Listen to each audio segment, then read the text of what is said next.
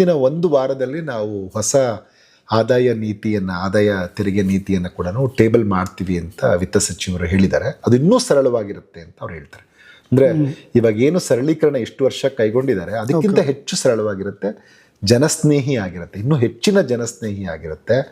ಮತ್ತು ಈಗೇನು ಇಷ್ಟೊಂದಿದೆ ಅದನ್ನೆಲ್ಲವೂ ಸರಳ ಮಾಡಿ ಬಹುತೇಕ ಈಗೇನಿದೆ ಅದರಲ್ಲಿ ಅರ್ಧದಷ್ಟು ಪದಗಳು ಕಡಿಮೆ ಆಗುತ್ತೆ ಅನ್ನುವಂಥದ್ದು. ಅಂದರೆ ಆವಾಗ ಹೆಚ್ಚು ಕನ್ಫ್ಯೂಷನ್ಗೆ ಅವಕಾಶ ಇರಲ್ಲ.